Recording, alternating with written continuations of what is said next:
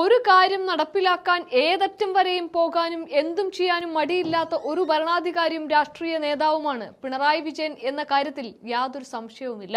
ഇന്നിപ്പോൾ കേന്ദ്ര ഏജൻസികൾ വീട് കയറി ഇറങ്ങുമ്പോൾ ഞാൻ നിരപരാധിയാണ്, മകളെ തേടിയാണ് പോലീസ് വന്നത്, തന്നോടൊന്നും ചോദിച്ചിട്ടില്ല, മകളുടെ ബാങ്ക് അക്കൗണ്ടാണ് പൂട്ടിയത് എന്നൊക്കെ പറഞ്ഞുകൊണ്ട് സ്വന്തം മകളുടെ പേര് പോലും വീണ വിജയൻ എന്നതിൽ നിന്ന് വെട്ടിമാറ്റി വീണ ടി എന്നതിലേക്ക് ചുരുക്കി സത്യത്തിൽ മകളെപ്പോലും ഒറ്റയ്ക്കാക്കി സ്വന്തം തടി രക്ഷിച്ച് പ്രതിപക്ഷ നേതാവിന്റെ കസേരയിൽ അമർന്നിരിക്കുകയാണ് പിണറായി വിജയൻ എന്ന പ്രതിപക്ഷ നേതാവ്.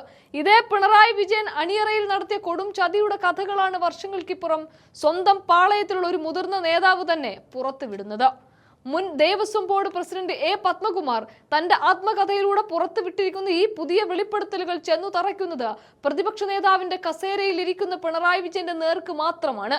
2019 ജനുവരി 1 ബിന്ദു അമ്മിണിയും കനകദുർഗയും സന്നിധാനത്ത് പ്രവേശിക്കുന്നതിന് തൊട്ടു മുൻപ് ശബരിമലയിലെ സുരക്ഷാ ചുമതലയിൽ ഉണ്ടായിരുന്ന IG എസ് ശ്രീജിത്തിനെയും ദേവസ്വം ബോർഡ് പ്രസിഡന്റായിരുന്ന അന്നത്തെ പത്മകുമാറിനെയും സന്നിധാനത്ത് നിന്ന് ബോധപൂർവം മാറ്റാൻ തിരുവനന്തപുരത്ത് ഉന്നത കേന്ദ്രങ്ങളിൽ നിന്ന് കൃത്യമായ ഒരു തിരക്കഥ തയ്യാറാക്കപ്പെട്ടിരുന്നു.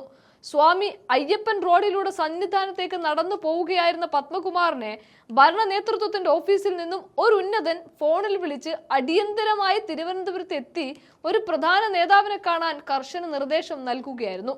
ഇതനുസരിച്ച് അർദ്ധരാത്രി 1 പത്മകുമാർ ആ നേതാവിന്റെ വീട്ടുപടിക്കൽ എത്തിയെങ്കിലും സുരക്ഷാ ജീവനക്കാർ അദ്ദേഹത്തെ അകത്തേക്ക് കടത്തിവിട്ടില്ല.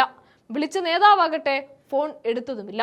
ഒടുവിൽ പിറ്റേന്ന് പുലർച്ചെ 5:30 TV വാർത്തകളിലൂടെയാണ് യുവതികൾ സന്നിധാനത്ത് ദർശനം നടത്തിയ വിവരം പത്മകുമാർ അറിയുന്നത്. തന്നെ ബോധപൂർവം വഴിതിരിച്ചുവിട്ട് ചതിക്കുകയായിരുന്നു എന്ന് അദ്ദേഹം തിരിച്ചറിഞ്ഞത് ആ നിമിഷത്തിലായിരുന്നു എന്നൊക്കെയാണ് തന്റെ ആത്മകഥയിൽ പറയുന്നത്. ഭക്തലക്ഷങ്ങളുടെ വികാരങ്ങളെ ചവിട്ടി മെതിക്കാൻ സ്വന്തം പാർട്ടിയിലെ വിശ്വസ്തനെ പോലും കരുവാക്കിയ പിണറായി വിജയന്റെയും അക്കാലത്തെ ഭരണകൂടത്തിന്റെയും തനി നിറമാണ് ഈ നേതാവിന്റെ തന്നെ പുറത്തുവിടലിലൂടെ വെളിപ്പെടുന്നത്. ചതി തിരിച്ചറിഞ്ഞതിന് പിന്നാലെ അന്ന് പത്മകുമാർ ആ ഉന്നത നേതാവിനെ കണ്ട് തന്നോട് ഈ ചതി വേണ്ടായിരുന്നു എന്ന് മുഖത്തു നോക്കി പറഞ്ഞിട്ടുണ്ട് എന്നും പദവി രാജിവെക്കാൻ ഒരുങ്ങുകയും ചെയ്തിരുന്നു എന്നും ഒക്കെ പറയുന്നുണ്ട്.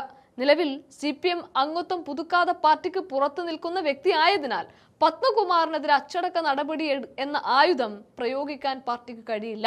അക്കാലത്ത് മുഖ്യമന്ത്രിയായിരുന്ന പിണറായി വിജയന്റെ അറിവോടെ അല്ലാതെ ഇത്രയും വലിയൊരു ഓപ്പറേഷൻ ശബരിമലയിൽ നടക്കില്ല എന്നത് വ്യക്തമാണ്.